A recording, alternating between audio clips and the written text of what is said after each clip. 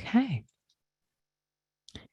So formally, hello and welcome to Happy Hour. Lovely to see you, to be with you, dear fellow practitioners. Yeah. So for the theme for today, the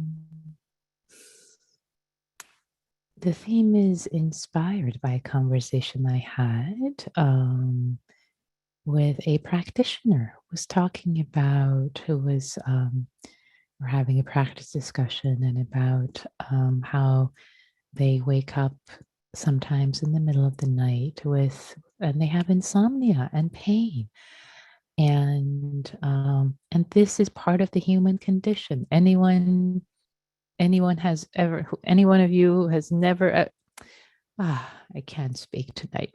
The question I'm trying to get at is to feel into your own experience and remember the times that you have woken up in the middle of the night with insomnia or with pain. Um, anyone not? Anyone who's not had that experience in their lives? Yeah, it's we all have that experience of waking up with pain, with insomnia, or if not in the middle of the night, um, we have a body. We have a human body. All of us experience pain at some point. It's a part of being human. Um, it's it's a mark of existence, having a body that experiences illness, it experiences pain, it experiences aging, etc. It's a mark of existence. So knowing that these are parts of being human, it's not a mistake. It's not that you have done something wrong and you're being punished or you're bad. It's just part of life. These things happen. Insomnia happens. Illness happens because we are human beings. Things arise, causes and conditions, so many of them out of our control, some within our control, but so many of them out of our control, so many of them out of control, out of our control. So how do we work? How can we work compassionately and with metta with these causes and conditions? So keep this meditation, this teaching in your back pocket the next time you wake up in the middle of the night, perhaps with pain or with insomnia. So the first invitation is how we approach the perspective we take with what is arising. Do we self-flagellate? Do we apply what's called second arrows in the Buddha's teachings? The first arrow is the pain. The first arrow is the suffering, the insomnia that has arisen because of all the cause and conditions. Do we then take and hit ourselves and injure ourselves with second arrows of, oh, why me? Why is this happening to me? What's wrong with me? Like, oh, it's my fault. I'm terrible. Like me, bad, bad, bad. Ouch, ouch. You're already hurting. And, we often take daggers and just like, we start injuring ourselves even more. Or this is terrible. This is awful. Make it go away, as if by the force of will, we can make it go away.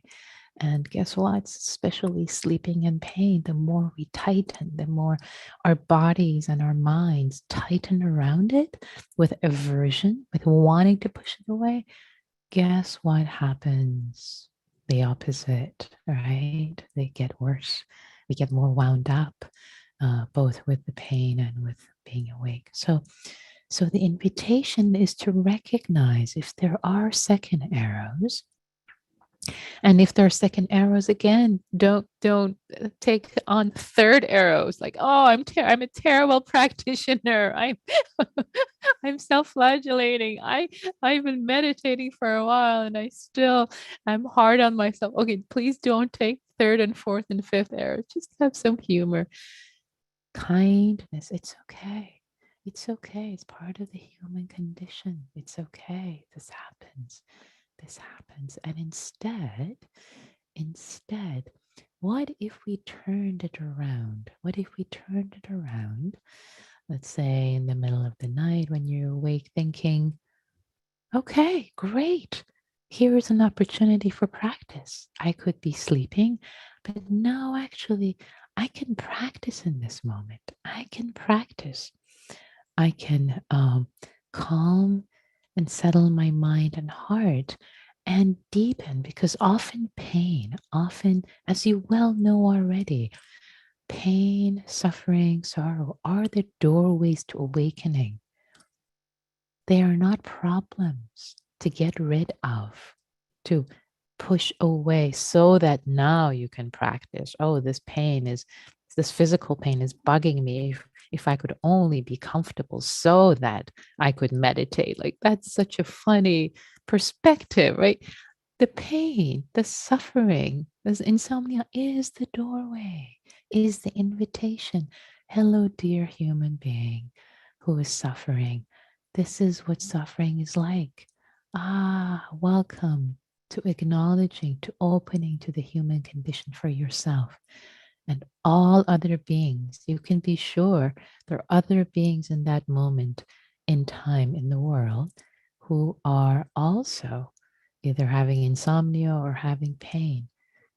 Thousands of us, given that we had there, what, almost 8 billion of us or something like that now. I think the most recent count I heard, um, there are there would be hundreds, if not thousands, of human beings in that moment who are having the same condition as you are having. So I'll say more in the guided meditation, but essentially we wanted to open up to the pain, to the suffering, to the insomnia.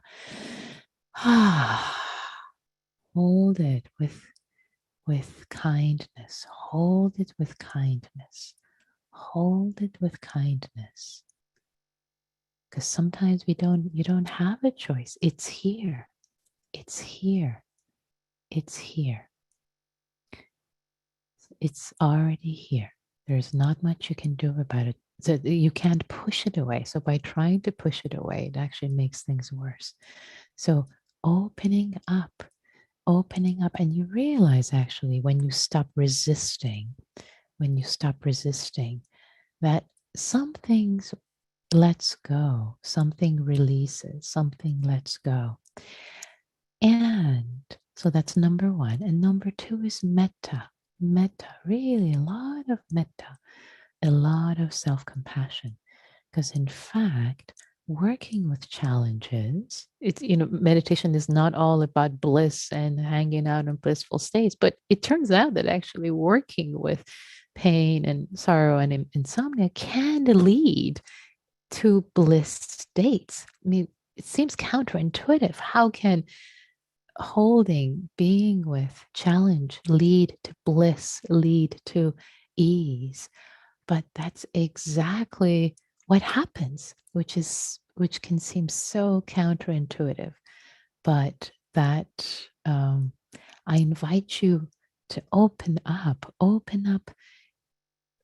the way that your mind habitually treats pain. Like, okay, make it go away. I don't like it. Terrible. I just want pleasure. I just want ease. Open up to the ways that you can grow in your humanity, the ways in which your humanity, your wisdom, your compassion can open up, can flourish for yourself and for others through this pathway. So there is so much to say, so much opportunity in this, and I've already spoken plenty. And I think I'd like to invite us to switch to practice, and maybe whatever you need to know, I'll share in the guided meditation. I think that's enough for a Dharma. So I invite you to arrive in your seat. I invite you to arrive in your seat in this moment. Arriving, landing.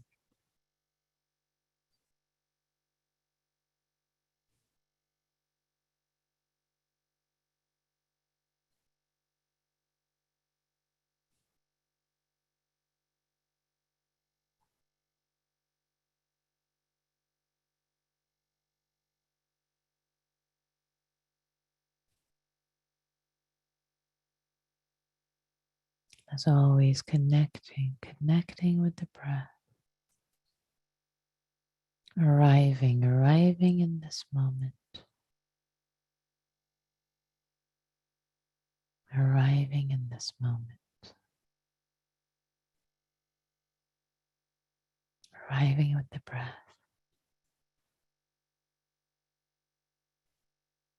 With the body. Whatever is arising in the body.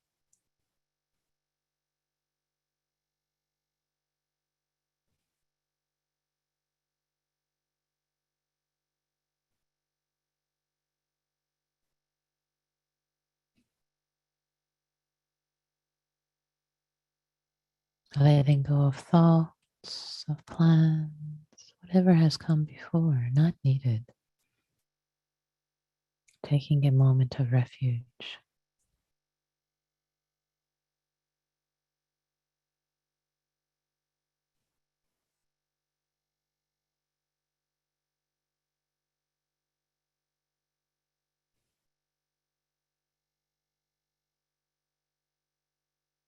The breath connected, connecting, settling.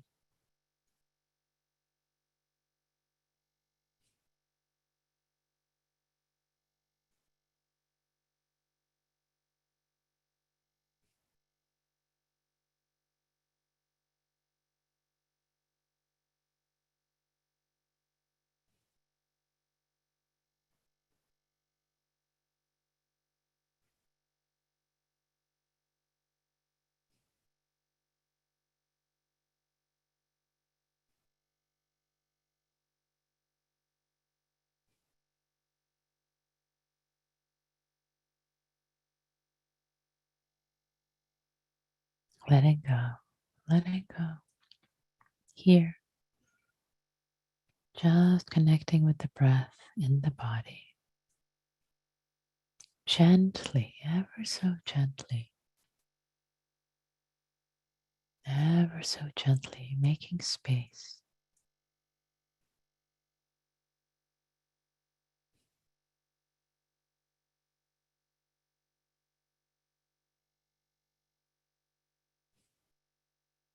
Letting the breath be nourishing, healing, cleansing as it moves through.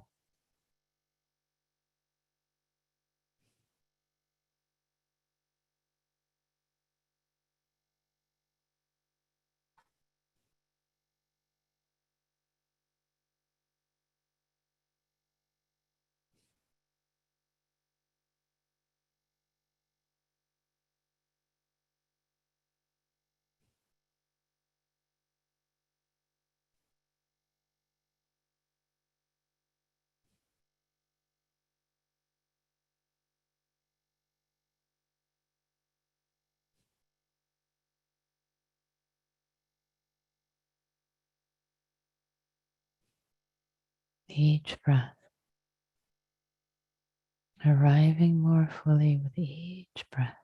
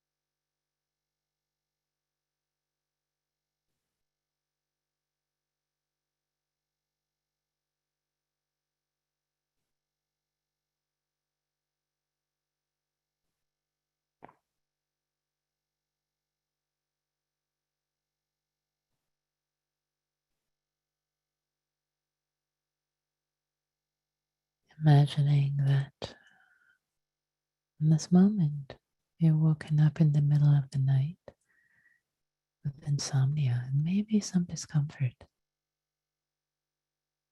Instead of turning away, pushing it away with aversion, hating it, can you turn towards, open your heart, turn towards, let your body relax. Open up, embrace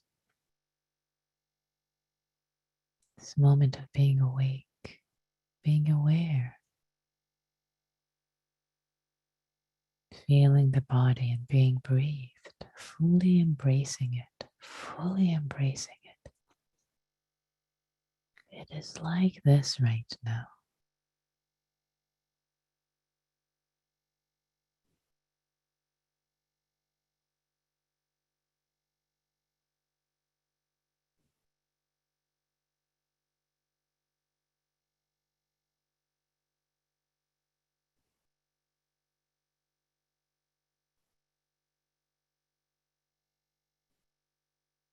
Can I open my heart as if I'm opening my arms wide, wide? The way you would open your arms wide to embrace the sunset or a beautiful sky or the clouds or the ocean. This moment is like this. This moment of being alive, being awake is like this.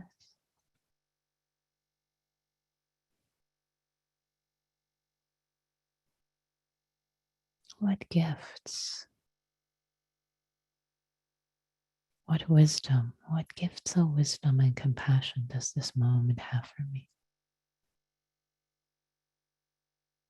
Shifting, turning our attitude to open up to this first and foremost.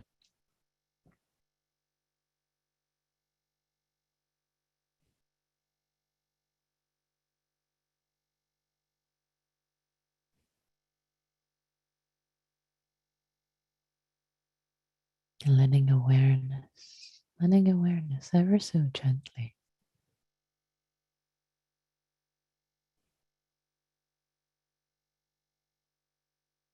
be aware of the body breathing, all the body, nooks and crannies. Maybe there's some discomfort.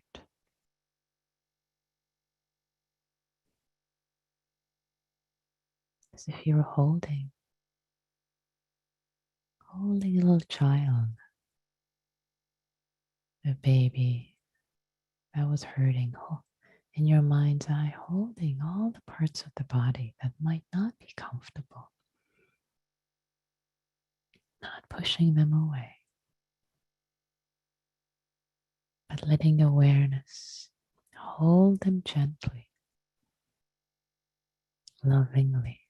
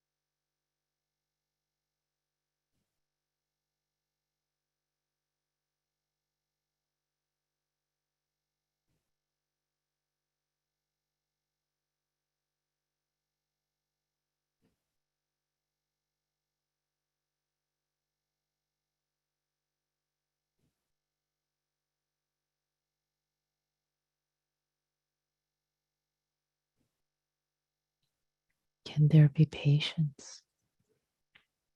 Can there be gentleness?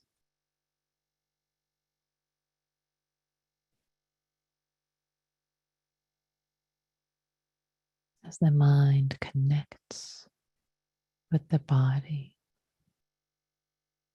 with the discomfort in the body, as if cooing, as if soothing, as if singing a lullaby.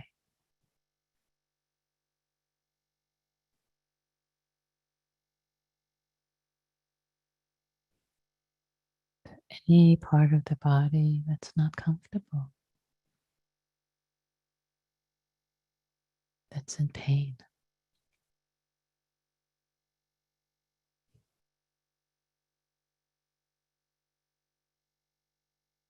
Gentle, gentle, gentle care.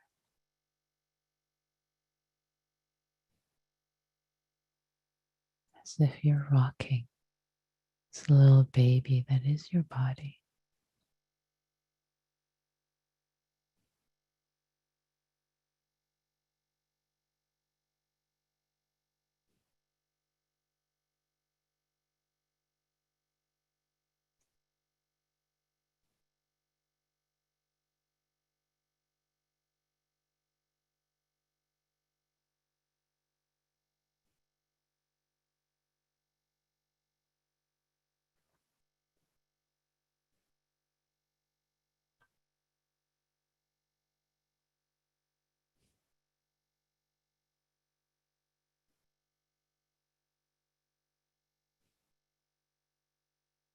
Goodwill, love, care for this body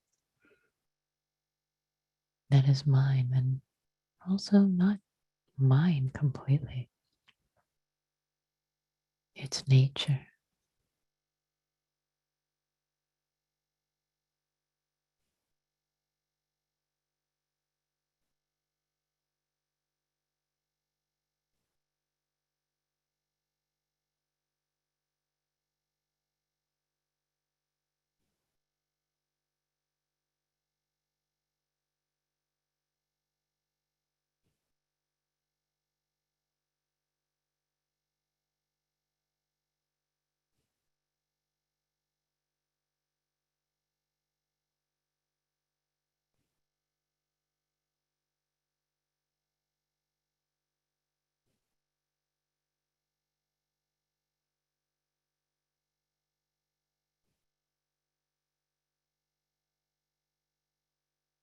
This body doing the best it can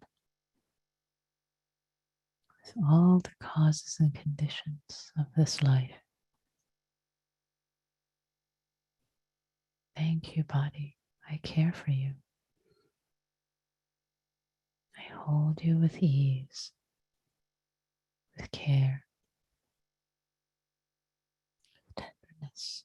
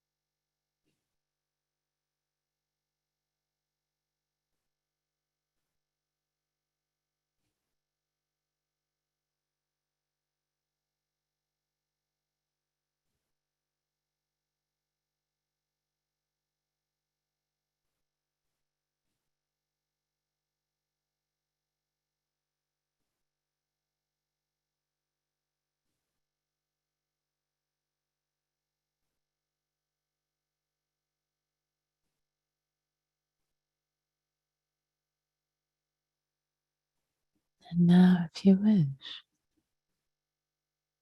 imagining, inviting yourself to consider that you are not alone, that you are not alone in whatever is arising in this moment, whether it's insomnia or physical pain, challenge.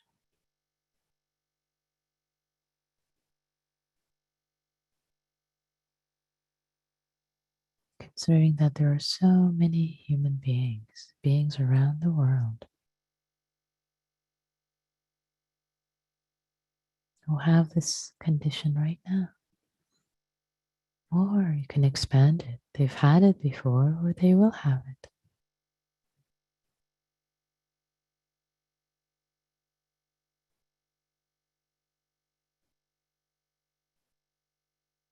And wishing well, opening to metta, to compassion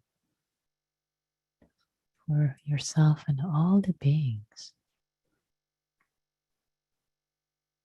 with this predicament. May all of us have ease in our bodies, all of us. Imagining perhaps a man here in the same country, a woman in a different continent, an older being on an island. It's okay to use your imagination to get a sense of the common humanity of this. See if you can connect, at least one or two, a few other human beings in your imagination.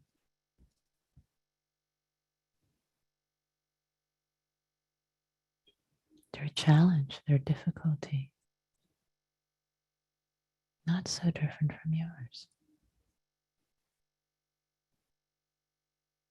In order to help open up the heart to compassion, may all of us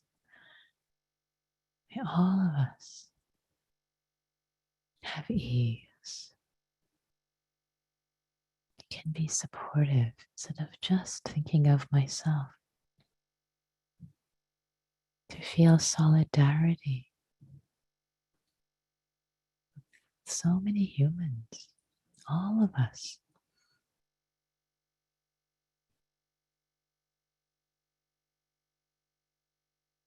Holding our challenge, our difficulty with grace, with dignity. May all of us have ease. May all of us have goodness. All you dear fellow human beings, just like me, may all of us.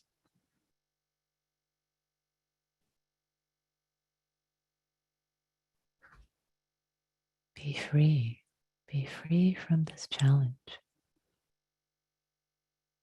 May all of us have goodness in our lives.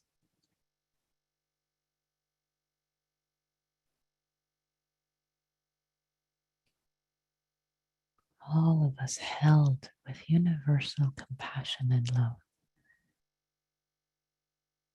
by the Buddha, being of light, or whatever compassionate archetype works for you.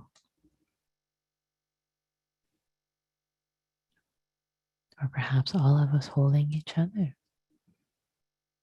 with care, solidarity, and mutual compassion. See what works for you.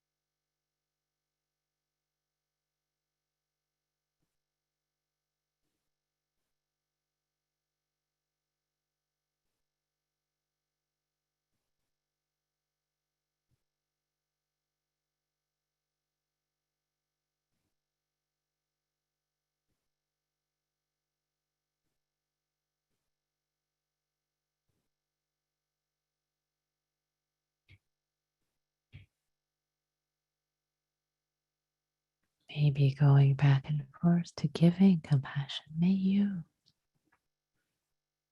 imagining few individuals or one individual, may you be free. May you have ease. Fellow human being, dear friend, or may both of us have ease. May all of us have ease. Giving, receiving, sharing, opening your heart, teacher in compassion and wisdom, and deepening your humanity.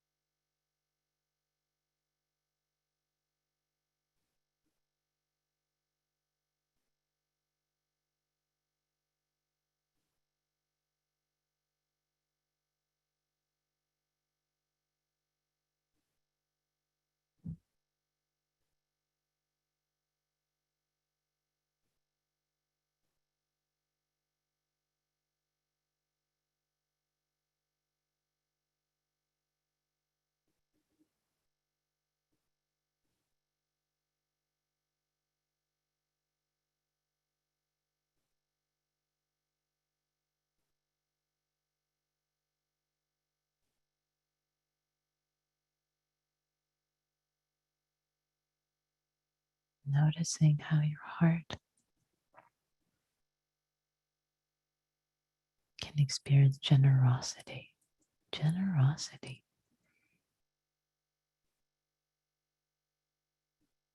Pain not as a problem to hate, to be afraid of, but as an opportunity to open to generosity of your heart for others, for yourself.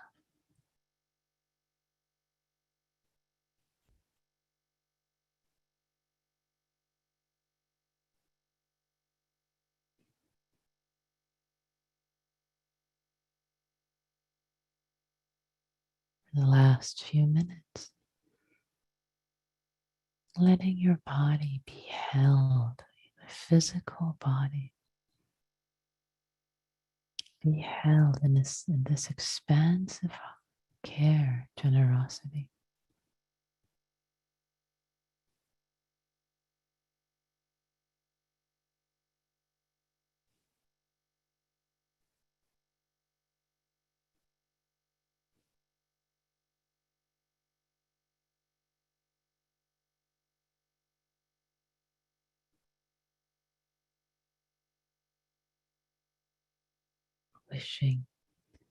Wishing, sharing the generosity of your spirit because of, through this challenge, all beings everywhere. May all beings be well. May all beings be free, including ourselves.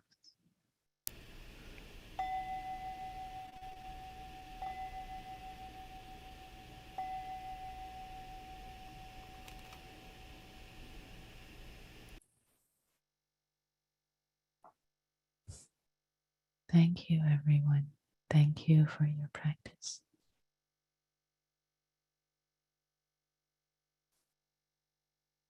So we have a few minutes. If any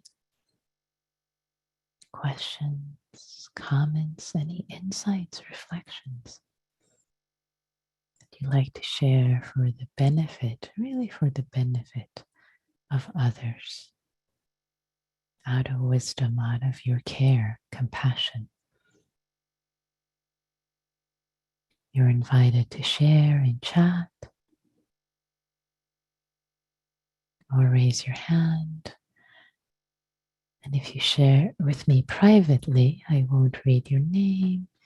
If you share publicly, I will read your name and the reflection. One private one. That was lovely. Thank you. You are so welcome. May it be of support to you now and at any time in the middle of the night or any time you have pain or insomnia, which I have had my fair share with my chronic illness. It's a great opportunity for practice. It's a gift. A gift of darkness, as Mary Oliver would put it. In a poem, she says something I'm paraphrasing. A friend once gave me a box of darkness as a gift. Or a friend once gave me a friend once gave me a box of darkness. It took me a while to realize that too was a gift. So may we realize that the gifts of darkness, boxes of darkness, are gifts. Dave, I see your hand. Another private message. Thank you so much for that. You are welcome. So Dave, please. Yeah, Marilyn, thank you for this so much. This is exactly what I've been needing so much lately. Some time ago, you said something I thought was just the most remarkable thing I've ever heard anyone say. So brace yourself. This is going to be a little praise.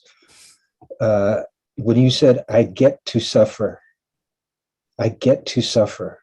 And you were sincerely pleased with that. And what a benefit and a gift that is to the practice. And I've been struggling with tinnitus, and that helped immensely. And the other day I said to my acupuncturist that I'm going to try to treat it in principle as the hiss of mindfulness. It's not much of a bell. So, and she liked that. And I've been working on that, and it has helped a lot. And I just want you to know that it's not as bad as it was. It's not as bad as it was.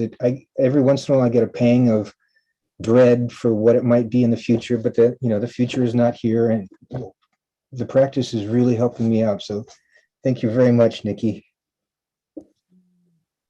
I am so touched, deeply touched, Dave, as to how supportive the practice has been to you and the shifting of your perspective. I am so moved. I am so moved by that, knowing how challenging tinnitus can be for so many, yourself included, and how you've shifted your perspective to be, a hiss of mindfulness. And wow, how that shift in perspective has attenuated, made it softer, easier, has brought freedom. In the Buddhist words, really, that's what freedom is. Nibbana, awakening, and freedom seems like so holy, but this is freedom. It's right here, Dave. You're experiencing freedom with respect to your tinnitus. So thank you so much. Yeah, beautiful. Oh, and thanks, Morgan, for finding the poem from Mary Oliver. Someone I loved once gave me a box full of darkness. It took me years to understand that this too was a gift. What a beautiful poem. Thank you to Mary Oliver. Yeah. And I do want to thank the practitioner earlier in the practice discussion who offered what they were working with so that their practice can serve everyone. And so I want to acknowledge them and thank them also for their practice as they've offered it to us as the inspiration for this evening. So, dear ones, let's turn into practicing together in small groups. And if you can stay, please do. It's such a privilege to be able to connect just for a few minutes, 6, 7 minutes with fellow practitioners. And if you have to go, it's okay, but don't go out of fear. Don't go out of other human beings. They're really nice. So I'm going to create the breakout rooms. And as always, take care of yourselves, take care of each other. Don't forget metta, compassion. And these fellow human beings you'll meet in the small groups are just like you. They have experienced physical pain. They have experienced insomnia. All of us have. All of us. So opening the rooms, take care of yourselves, take care of each other. Here you go. So welcome back, everyone. And we have a few minutes for reflections, comments. If any insights arose for you, especially Jerry, I see your hand. Shut up, please. Okay. Yes, thanks, Nikki. We were talking in the group about the sangha, as well as the small groups, as I may have mentioned before, being the secret sauce of this additional secret sauce of the sangha, but that also not just the physical pain, as was mentioned tonight about tinnitus, but also psychic pain and the overlap, and that both of them, even if they're separate or connected, they seem to be, it's not that they disappear perhaps, but there's the experience of the warmth of the sangha and the small groups actually takes the edge off of this. And it's, one person called it's like an adhesive. You want to keep coming back for it. And I said, well, maybe addiction is too strong a word, but I get withdrawal when I don't get here. So. It's the best. It's the wholesome addiction. It's the wholesome, Dharma desire. Yeah, it's wholesome. It's beautiful. It's something that's wholesome. And it's wonderful. And thank you for sharing that, Jerry. That the power of Sangha, really, the power of connection with understanding, with fellow humans who are on this path is so powerful. So powerful. And thank you for highlighting that. Especially when we're going through physical, emotional, psychospiritual challenges. We can't do it alone. It's hard. It's so hard to do it alone. So yeah, Greg, I see your hand. This needs to be quick because it's our 7. So go ahead. Yeah, it's a mark of the quality of the people in this Sangha. I've unfortunately lost 2 of my best friends in the past week, one of them yesterday. And to have the confidence to share that with the 2 people who were in my breakout and have them offer metta to me in a very meaningful and sort of beautiful way said something about the group and about the Sangha, and it gives me hope for what is best about humanity. So thank you, and thank you collectively for that. Thank you, Greg. Thank you so much for sharing the heartbreak. It's holding you with tenderness and care. 2 of your close friends this in 1 week. It's hard. And thank you for feeling comfortable and safe enough to bring it to the group, to both to the small and to the big group, and being open to be held with metta and compassion. And thank you for what you said. Yeah, thank you. Yeah, so I want to, I've gone over time. I wanted to say that I'll see you on Friday, but on Monday and next Wednesday, and for the future 4 Wednesdays, there will be someone who will be substituting because, as many of you know, I'll be teaching a course called Befriending Mortality, which actually many of you, I think, have already signed up for. So I'll see you in that course. And one last reflection. Somin says, in my group, there was mention of the Brahma Viharas, and I recall how they are also useful for meeting suffering within ourselves and in others.